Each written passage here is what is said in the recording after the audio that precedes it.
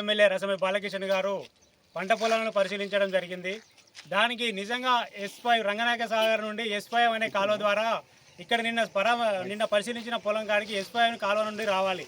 గత 10 సంవత్సరాల నుండి కూడా ఏనాడు కూడా అంతవరకు నీళ్లు తేని ఈ మాజీ ఎమ్మెల్యే ఈ రోజు వచ్చి ఆడ ప్రగల్భాలు పలుకుతున్నాడు.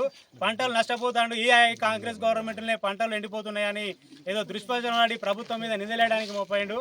నిజంగా S5 అనే కాలువ రంగనాయక సాగర్ ప్రాజెక్టు నుంచి ఇంకా 3 కిలోమీటర్ల వరకు ల్యాండ్ యాక్టివేషన్ కూడా కాలేదు. ల్యాండ్కి పైసలు కూడా రాలేదు. ఈ రోజు వచ్చి మేముంటే 10 ఏళ్ల సంధి చేసినాం, ఈ సంవత్సరమే అత్తలేవు అన్నట్టు ప్రజలను తప్పుదో పట్టిస్తున్నాడు. నిజంగా రసమే బాలకిషన్ గారు మీ గుండె మీద చేసుకొని చెప్పండి, మీరున్న 10 సంవత్సరాలు ఏ ఒక్క రోజైనా ఇప్పుడు మీరు ఎండిపోయిన పొలానికి నీళ్ళు వచ్చినాయా?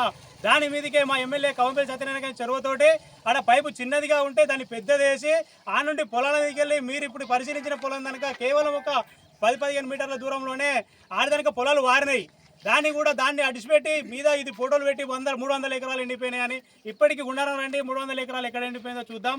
నిజంగా ఎండిపోవడం అనేది రైతు, మేము కూడా రైతులమే. నిజంగా ఎండిపోవడం చాలా బాధాకరం. అది కూడా ఎండిపోవాలని మా గవర్నమెంట్ ఉద్దేశం కూడా కాదు. ఇది పెట్టి మీరేదో రాజకీయ లబ్ధి చేయాలని పంటలు ఎండిపోయిందని ఫోటో దిగుతారు. నిజంగా ఎండిపోయినది ఉంటే మీరు D7 కాలువ ఉంది, ఇదే మీ ఫామ్ హౌస్ పక్క పంటే ఉన్నాం, ఇప్పుడు D7 కాలువ పైనే ఉన్నాం. మీ D7 కాలువ నీ గెజిట్లో ఉన్న కాలువే నాది, నువ్వు ఫామ్ హౌస్కి ఎందుకు తీసుకెళ్ళినామని అడుగుతున్నాను.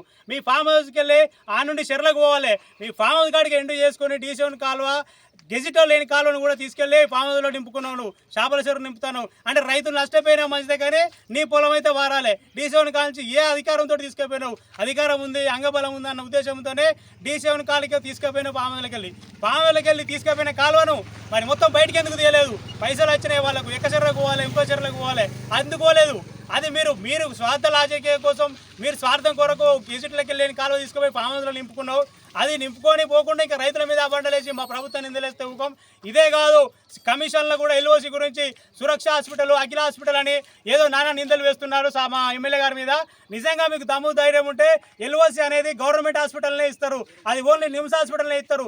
దానికి కూడా అంత అవగాహన లేకుండా మాట్లాడితే, ఏదో ప్రెస్ మీట్ మాట్లాడితే ఇష్టం వచ్చినట్టు మాట్లాడితే ఇక్కడ ఊకోరు. ఖబర్దార్ మాజీ ఎమ్మెల్యే రసమై బాలకిషన్ గారు LOCల గురించి కానీ సీఎం రిలీఫ్ ఫండ్ చెక్కుల గురించి కానీ, నిజంగా సీఎం రిలీఫ్ ఫండ్ చెక్కులు 3 కోట్ల రిలీజ్ అయ్యి మా ఎమ్మెల్యే ఆచరిస్తుంది 3 కోట్ల ఇస్తే ప్రెస్ మీట్లు ఏమని చెప్పినావు?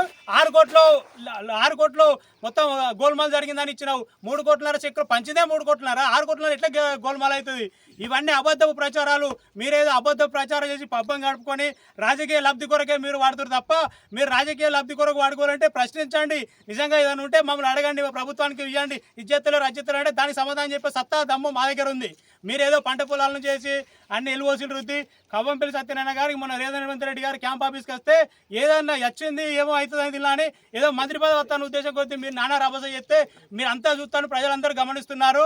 మీరు ఏది వాస్తవమైనా LOC కానీ సియోరిల్ ఫండ్ కానీ కమిషన్లు అంటారు, కమిషన్లు ప్రూఫ్ చేయండి. ప్రతిపక్షంలో ఉన్నాయి కదా, నువ్వు ఎక్కడ పడితే అక్కడ పోలీస్ స్టేషన్ పిటిషన్ చేయండి, ప్రూఫ్ ఇచ్చండి. ప్రూఫ్ ఇచ్చినప్పుడు దాని మీద యాక్షన్ తీసుకోకపోతే ప్రభుత్వంలో విఫలమైనట్టు. మీరు ఆరోపణలు వేస్తే, ఏ నిరాధమైన ఆరోపణలు వేస్తే భయపడి ఇక్కడ ఇప్పటికైనా రసమై బాలకిషన్ గారు మీరు ప్రెస్ మీట్లో మాట్లాడినప్పుడు కూడా జాగ్రత్తగా మాట్లాడాలని హెచ్చరిస్తున్నాం.